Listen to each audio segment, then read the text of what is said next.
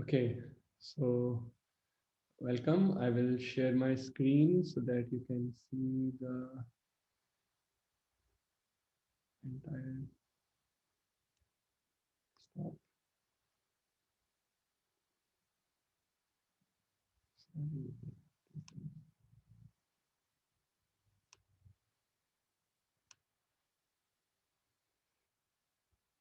Okay, so today we are going to discuss from this paper on meta transfer learning for few shot learning, because many of you have taken projects on few shot learning. So I thought this will be a good paper to discuss.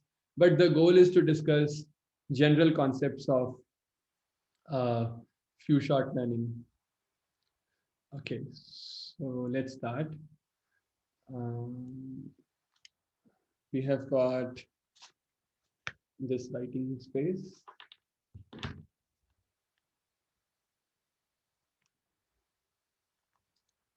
Okay, so let's start with this. So what is, you all know what is few shot learning, right? Basically, you have got very little data for some particular task, and that is the, uh, um, so you train your models on some task which has got lots of data, which is similar task, and then you transfer it to the new task which has got less data.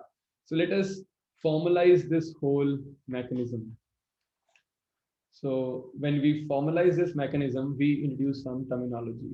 So let's have some terminology. So in the beginning, I will say I have lots of data sets. Let us call them as um, okay. Let us call that as um, oh,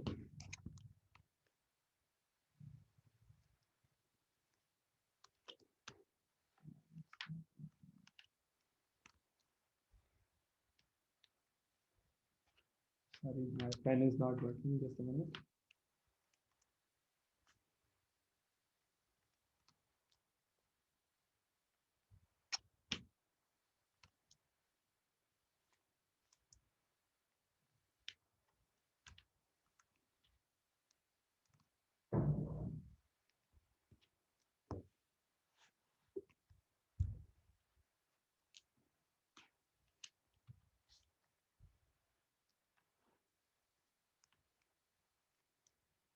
Okay, I have got some.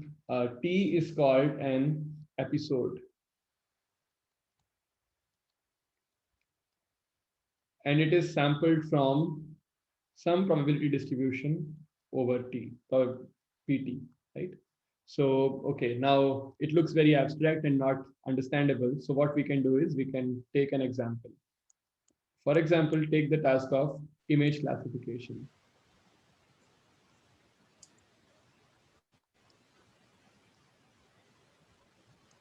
So in image classification, we have many categories like um, we have one category, let's say boy, we have one category girl, one category house, one category um, park, one category, what do you say, an airplane, one category, a cat, one category, a rat, category, a rabbit. Like that, we have many categories, right? And each category will have its own, what do you say, samples, right? Boy will have many samples, girl will have many samples, and so on and so forth. Each class will have many samples.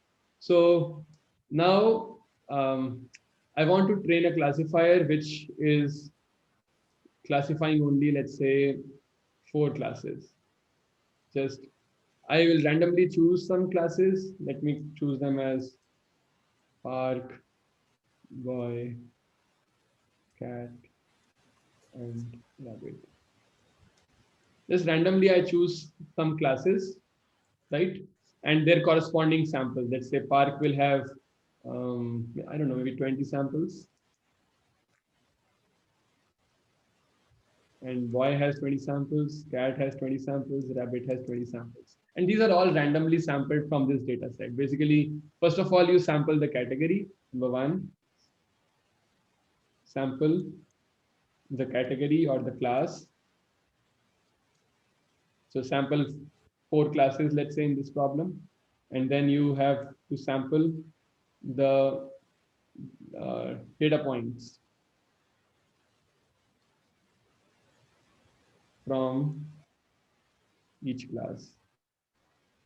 And all these are random samples, right? So in this way, you create this is an episode. Oh, sorry, means this whole data is an episode, or this, or you can say this is the, oh, sorry, this is the data for data set D for an episode, let's say T1, right? This is the data set data D for an episode T1.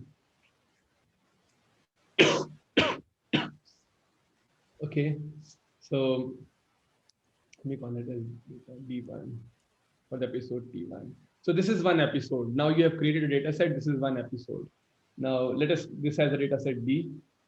So this episode is basically, you can call it as a task. So you can episode or task, right?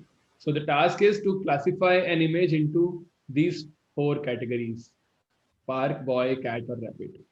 Then in the next iteration, you will make another episode where the different 4 categories will come, right? So this is the meaning of episode or uh, uh, task. Now what I do is, uh, um, I am creating, uh, I'm creating 3 kinds of, do I say? I'm creating, okay. Now the different points to be noted here.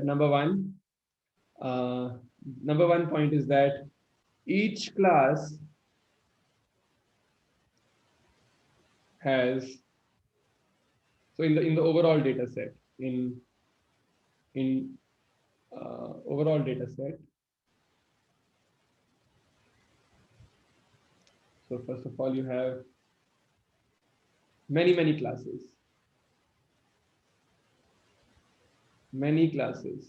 and this could be of the order of, let's say, 20,000, 30,000, like that, of that order, right? So many classes, right? And then another thing is that less samples in each class,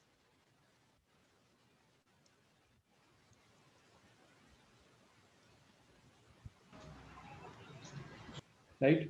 So what we do is, how to deal with it. So our solution is, now if I learn, now imagine if I want to do transfer learning, it will not work, right? Because how will I train? Will I train a model of size, let's say 20K output size, and then I will be transferring it to new classes? So let's say we have 20K classes here. So okay, let me actually here take 2 parts. One is called training class, training set, and the other is the test set. In the training set, let us say we have about 20K classes. And in the test set, we have, let's say, 500 classes. I'm just throwing some random numbers, some means arbitrary numbers, may not correspond to a real data set. In training set, we have 20K classes, and these are disjoint, possibly. So these are 500 classes unseen before.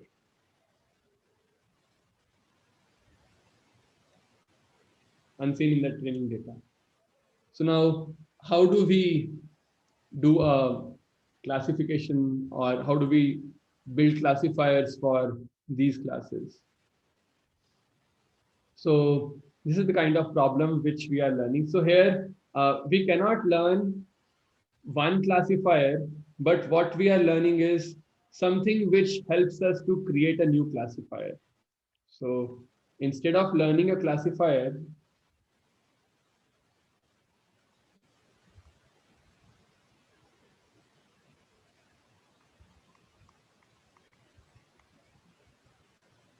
we are learning how to learn a classifier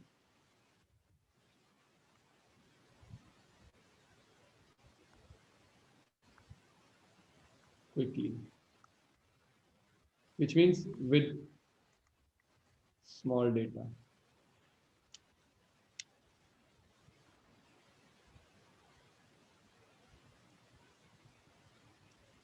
This is the crux. We are learning how to learn.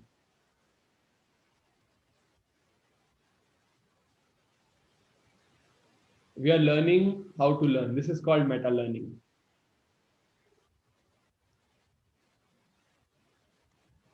Means learning to learn. Means basically learning how to learn. Right? That is called meta learning. So what we do is we create four batches of four classes from this.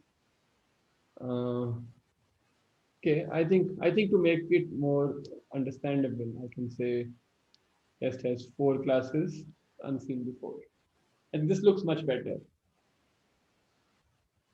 So this means I have to learn how to learn a four-class classifier quickly given this data set. Learn how to learn a four-class classifier quickly, right? Okay, it looks a very challenging problem. How can you learn how to learn? This can happen in different ways. One way could be one way could be you learn uh, learn the hyperparameters.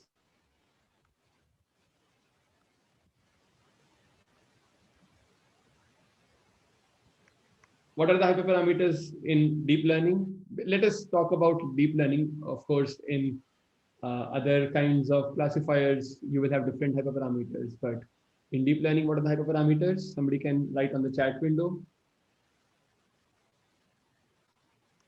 What are the hyperparameters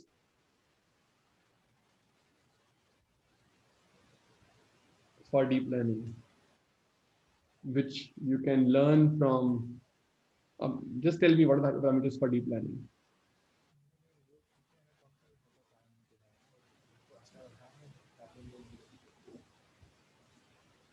What are the hyperparameters for deep learning? Can you write on the chat window, please? Model architecture, very good. Model architecture, which basically means number of layers,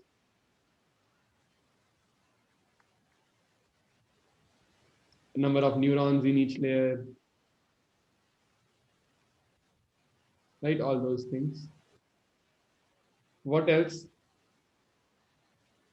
Learning rate, very good. What else? What else? Oh, number of hidden layers, neurons, number of model architecture, learning rate. Yes, yes, very good. Regularization parameters. Okay, basically, if you have some regularization terms and you have some lambda weight to each of those, yeah.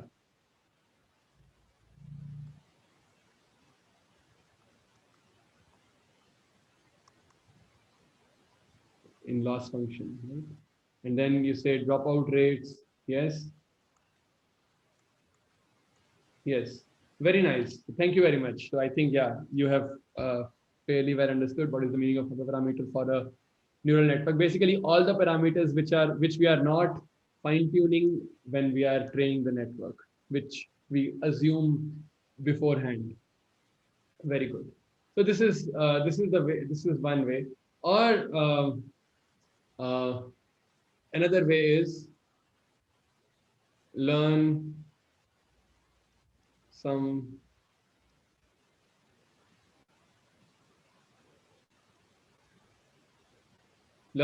parameters and leave some for learning later or adapting later. It's learning, but it's a small level learning. Like learn some parameters now and leave some for adapting later. This is also actually done in transfer learning, right? So this is not different from basic transfer. Another thing which you need, or which you do not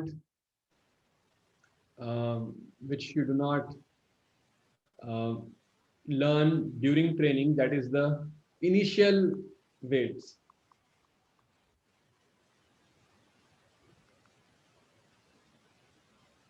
Right, your initial weights. This you do not generally, if you use some random initialization, can you instead of starting randomly, you can start from some state so that it's easy to uh, learn later, right? Initial weights themselves are uh, can be learned. So basically, when you move on to the new test set where you have 4 unseen classes, if you start with a good set of initial weights, and if you have less number of parameters which are trainable on this new problem, and if you have found some good hyperparameters beforehand, then on this new test set, basically it has, okay, so it has some data available for adaptation.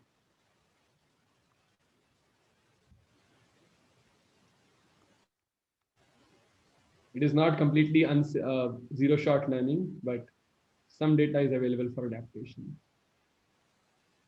So for example, in your telephone, you have face recognition systems, right? They are trained beforehand, and then you bring a new phone and you turn on the face recognition capacity. It immediately recognizes your face, maybe your mother's face, father's face, 3-4 faces. It can quickly learn to distinguish from the background. So this is. So there is one question on the chat window. Can it learn priors for the weights?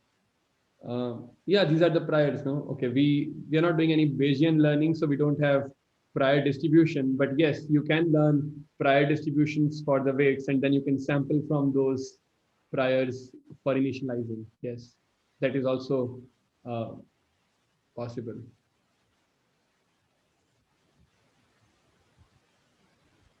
And another kind of meta learning could be a little more sophisticated. For this is learn a model, a separate model to predict some hyperparameter. For example, learning rate. Given the current state. Current state means it could be the W's. Oh yeah, it could be weights from a delta W, right?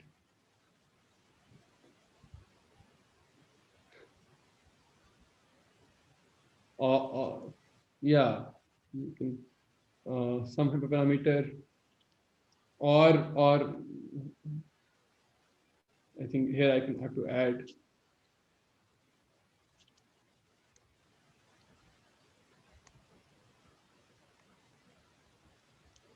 right.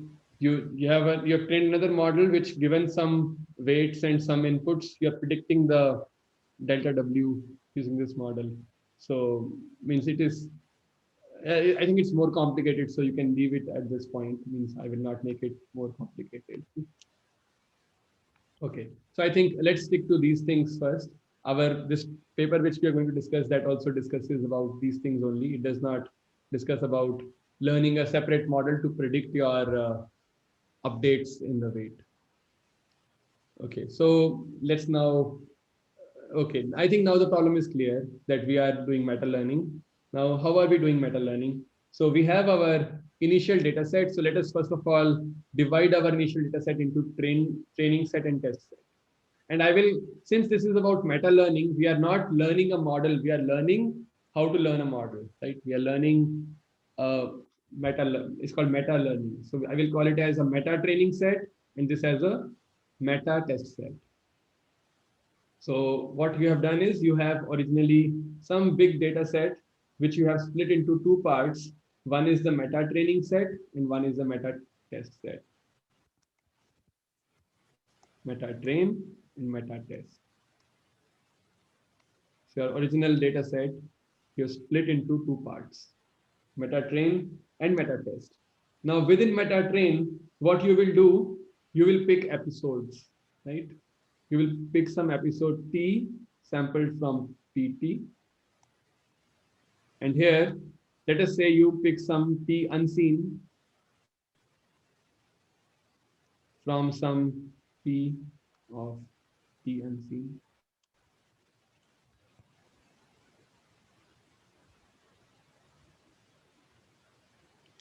Right? So, and what is there within each episode?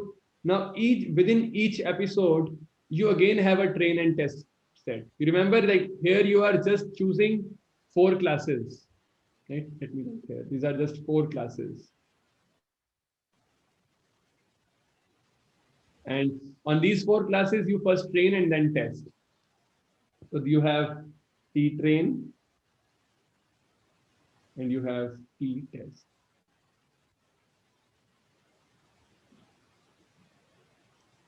Right?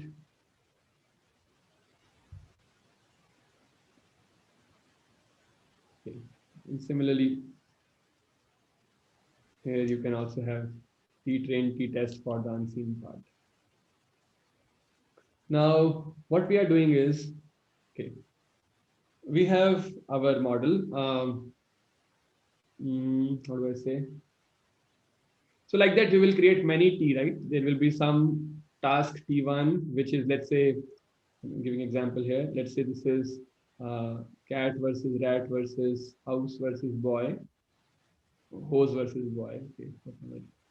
And then some set T2, which is again some other classes, maybe an airplane versus ship versus maybe some class can be repeated also, boy versus girl.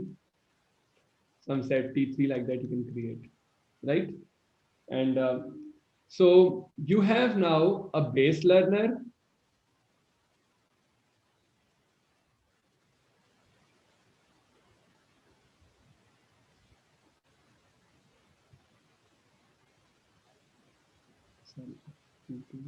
This is called a base learner or a base model, you can say.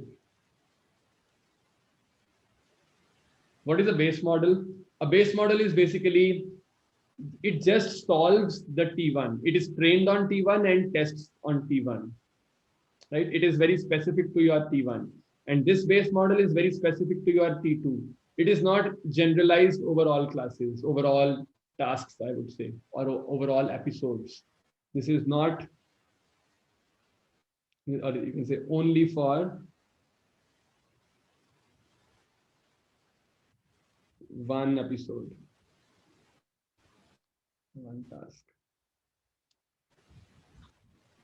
Right? This is only for one task. And then you have got a meta learner, a meta model.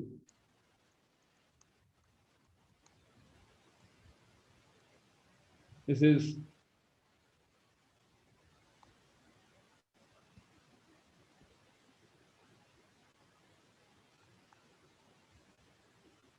generalized for all the tasks. Like this can work here, here, here, everywhere. And then when you go to your unseen data, this will also have some T1 unseen, right? And some T2 unseen. Let's say these classes are, give some example.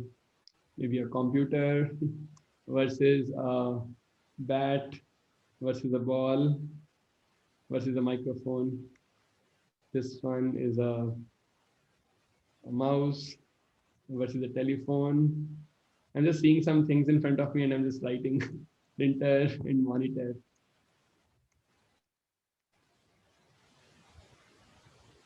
Right? So there can be multiple tasks later further.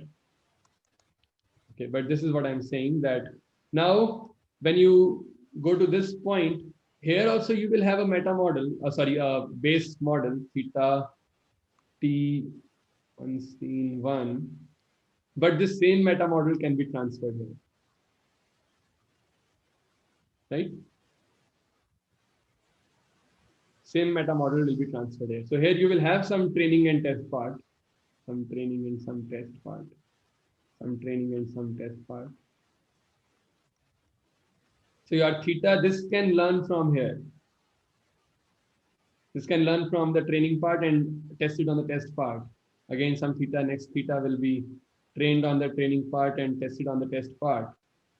But the same meta model will be transferred and meta model will not be trained here. Meta model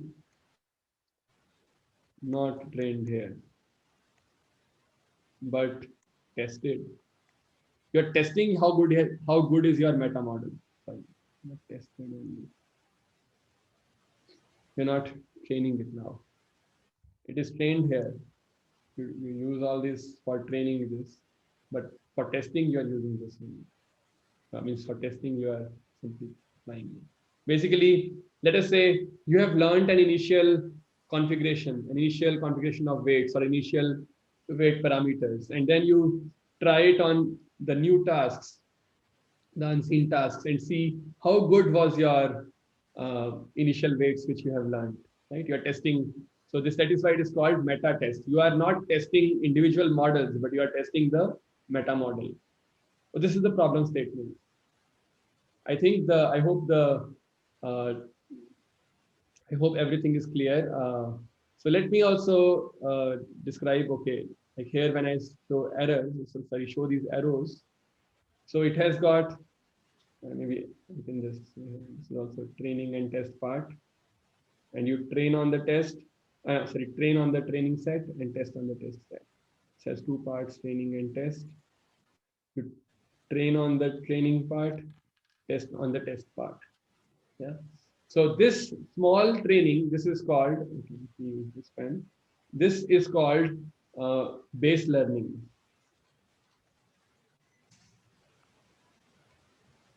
Base learning phase. Right? This learning, basically this part and this part. Whereas, let's choose some other ink color, something close to blue. This part and this part and this part, this is called meta learning.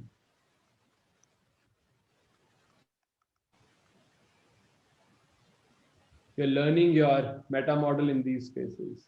And this is your meta testing. And this is your base testing. So there are two kinds of learning happening, two phases of learning. And the same base learning is happening here as well. This is base learning. This is base learning. But there is no meta learning happening in this part. That is what is important to understand. Is the problem formulation clear? So like hyperparameters and all those are learned by the meta model, which are being transferred to this base model in the test set. Yeah, yes. Yeah. And what is to be learned in the meta model or what are transferred, that is in your hands, right? If you don't want to learn learning rate, you just want to learn the initial weights in your meta model, that is all right. So basically here your meta model is not supplying a learning rate. Learning rate is either the default rate or something, but it is not supplied by the meta model, right? Like in the paper which we are going to discuss, there the learning rate is not supplied by the meta model. It only supplies the initial weights and some, as I told, some weights, like leave some parameters and just learn some parameters. So those some parameters are there in the meta model while leaving some others tunable during the base learning stage here. Right? Okay, so that is the whole thing. Now, how we do it? Okay, now we are going to start with an example.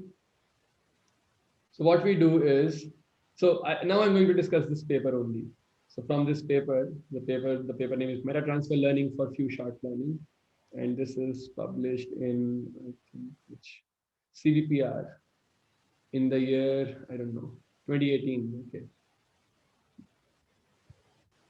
So what they do in this paper, they do, first step is pre-training.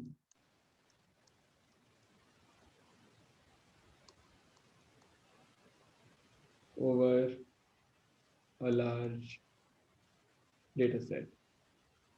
This is not the final meta learning data set which they are using. This is some other data set over large, similar, you can say. This is not the final data set, but some other similar data set. And what they train there is, they have a network, deep network. It has got multiple layers, right? Layers after layers. Sorry. Maybe they can be all convolutional layers or whatever you want to have. Some image is the input. And then finally you have, I'm doing it for 4 classes only, let us say. So this part, the hidden layers, we can call it as a big theta, right? And this part, I call it as a small theta. Because this part will change over tasks, right? For one task, it will be some value. For some other task, it will be some other value. And let us say for this task, it may be not just 4, maybe many things, right? Many classes might be there. But this hidden part, which is transferred, this is capital theta. This is pre-trained over a large data set. So what you do is your theta and your small theta both are optimized using your normal, what do you say, gradient descent algorithm. So you say my weights are using gradient descent minus some alpha times gradient. Gradient is basically loss function over some data. Let me call it as D, and theta, the big theta, comma the small theta. Yeah, that's it. So you have a, so now what is LD? LD is a loss function. What is LD? This is a loss function. What kind of loss? Anybody can say what kind of loss? Cross entropy. Yeah. And which kind of cross entropy? Categorical. Yeah, very good. So it's categorical cross entropy because it's image classification, a multi-class classification problem. So you will use categorical cross entropy, right? Now you have a categorical cross entropy loss function. Let me call it as the loss function between your prediction, which is, let's say you have this whole thing is a function theta comma small theta. These are the parameters of this neural network, and the input is some x, and the output is some y desired. Means this is the loss function, categorical cross entropy loss defined over this, right? And you take an average now over all x and y desired sampled from your data set, capital D, right? And then you divide by the number of samples. Basically, your the average loss function. This is what you already know. I have not told anything new. In transfer learning, you simply transfer this big capital theta to a new task, and that's it.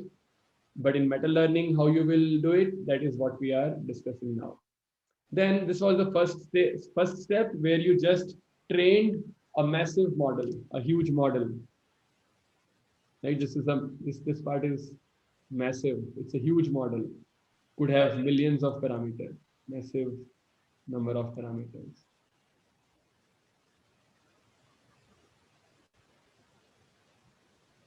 Is theta set to some certain value which is dependent on the data set, like all the number of classes that are present in that data set? Yeah, yes. Small theta, yes. And then when you do transfer, you will, what do you do with theta, small theta? We change small theta. You discard it. So after all this exercise, you discard small theta because you are interested only in the big theta, the capital theta. Right? That's what we do in transfer learning. So now we start with the new data set, and which has been split into two parts, as you have seen here. What are those two parts? This big data set, which is split in two parts.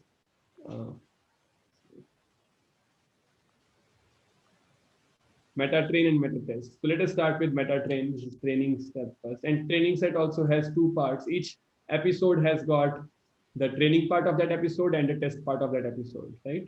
Like if you have cat, rat, pose, and boy, some training part and some test samples, some training samples and some test samples. So, okay, now you have come to this data set. Now you are given T training. You're given some episode for training. What you will do here? Here, you will use the same theta, capital theta, and you will create a new theta dash, right? So what you will do, my theta is same, theta dash is only updated. How?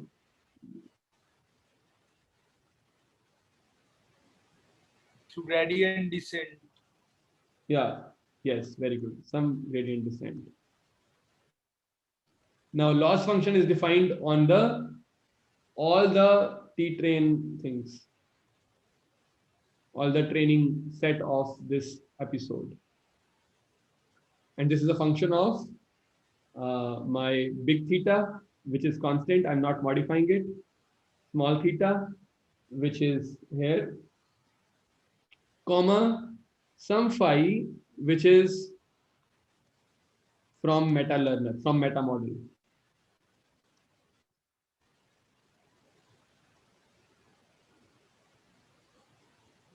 You can assume this is your initial weights, or you can assume this is some other parameters which are constant in this training, some other parameters which are adaptable from task to task, or basically which remain same from task to task, right?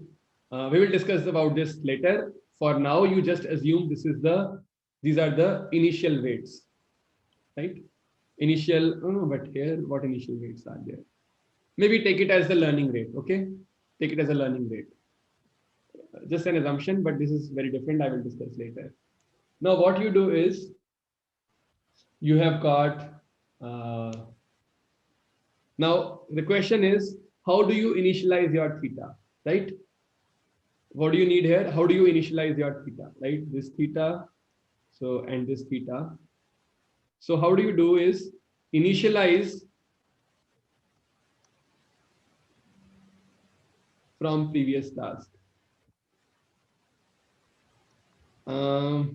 I know if it is just the final layer, then it does not make much sense. Then you can initialize completely randomly, but assume that you have one final layer and one pre-final layer also. Then it makes more sense to initialize from previous task. So, okay, anyways, so this is how this paper has done it, and you can initialize it totally randomly as well, no problem. But this paper, they initialized from previous task. Now, this is what is this called? This training is called what? Base training or meta training? Meta training. Oh, really? Oh, no, sorry, base training, base training, base training. Yes, good, good. This is base training. Because meta model parameters are still fixed. You're not training them. Hmm. This is this part is base training. Okay. Now you have to do meta training. So this part is clear, right? This is ordinary transfer learning, right? You just have transferred it to a new task and you have optimized the final layer, and you can do a end-to-end fine tuning. But since the data is very small for a given task, so you don't do a end-to-end fine tuning here. But this is what is simply the transfer learning, right?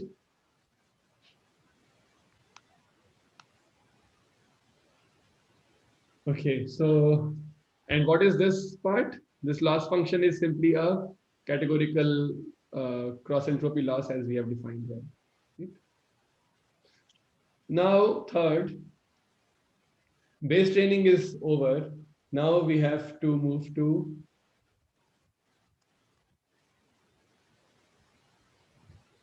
test part.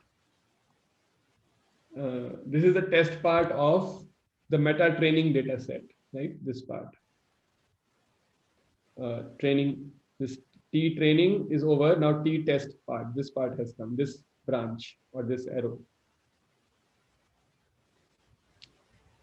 What do we do now? Now what do we update? We update the meta model. So we say my meta model, my meta model parameters are updated. I will say these are some initial weight minus some, again, some gamma times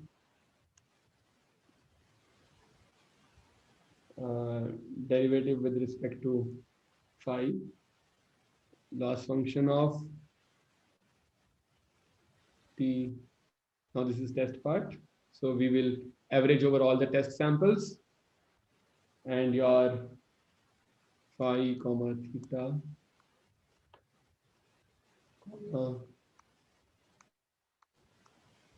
this is the loss function, right? And this is what you will be doing. So you will be updating your meta model. So this part is called meta training.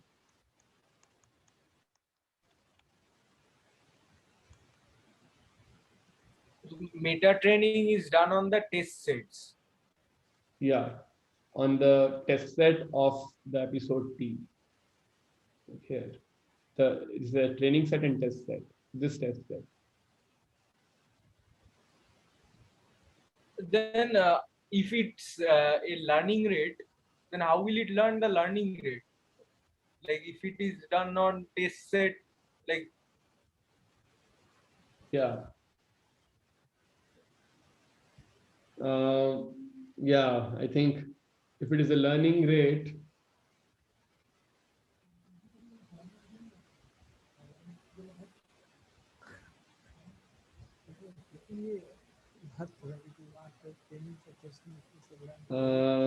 yeah, you have to make, yeah, this cannot be learning rate then. Yeah, my phi cannot be learning. In this paper, phi is not learning rate. Phi is some other parameters of the model.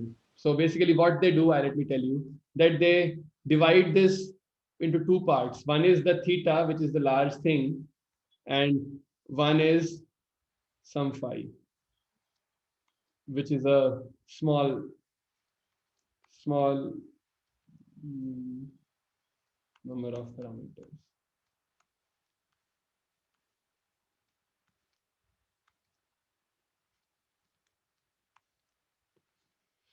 This phi. So basically this model is divided into two parts. One is theta, other is phi. And phi is chosen intelligently. It is not just one layer, but it is some part of the entire layer. So sorry, some part of all the layers. I'll discuss that. What is phi? Okay. Then they also do update theta for some other purpose. They say this is we are updating this theta for the next task. Sorry, theta minus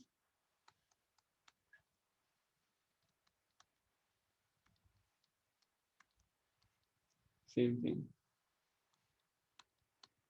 right? Okay. Anyway, so this is what is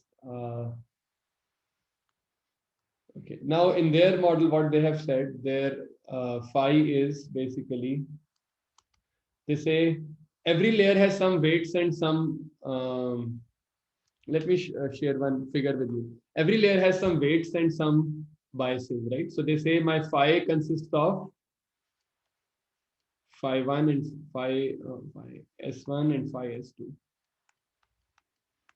And what is phi s1?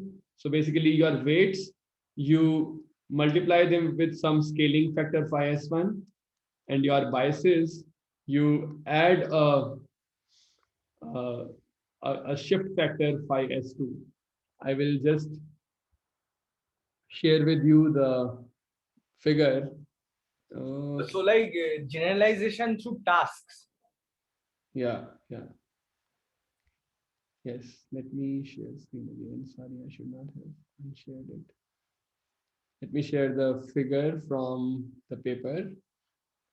It's just one kind of meta model, but you can design it in different way also.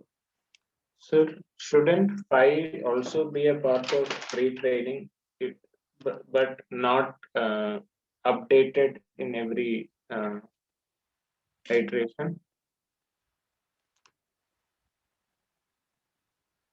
Can you see it?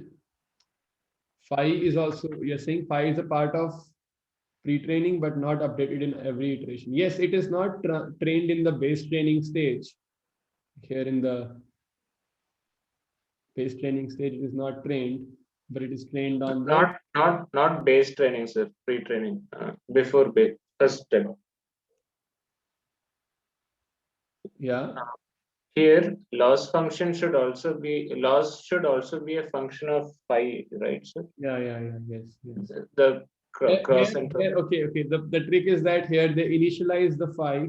They do not train it here. They initialize it with the ones, all ones or all zeros, like all, so that it does not affect. In this stage, it is just ones and zeros. They don't train it over here.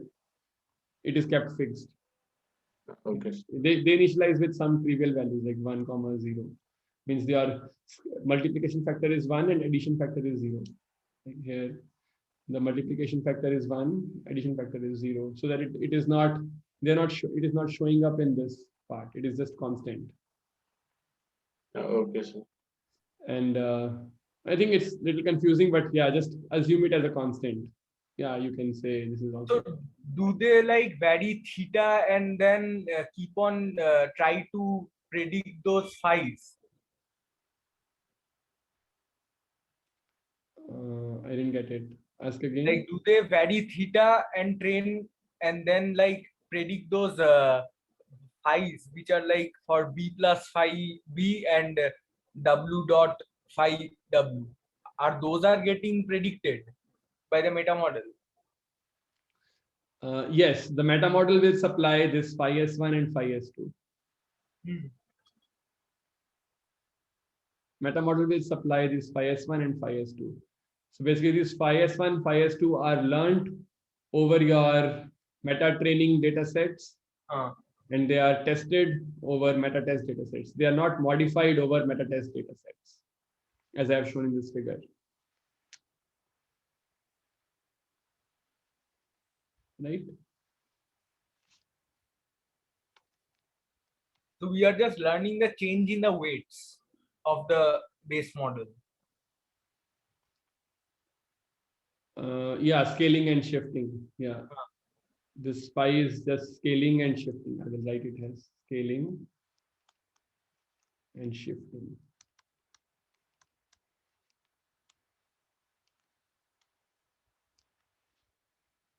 Right?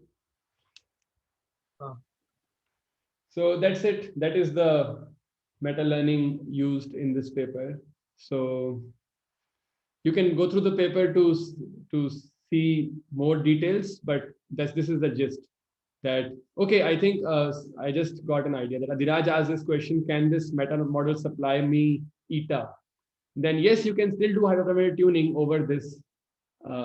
Replace this meta training with simply hyperparameter tuning, like change eta and see if the test data is improving, test performance is improving. No, like in the test set also the model is iterizing over the loss function. In this case, because phi and s, we can, in this case, we can write a loss function in terms of phi s1 and phi s2, differentiable in terms of phi s1 and phi s2, right? My loss function as a function of phi is differentiable with respect to phi. I mean, this is a differentiable function. This term exists. Huh. But when you take here eta, then this term may not exist, right?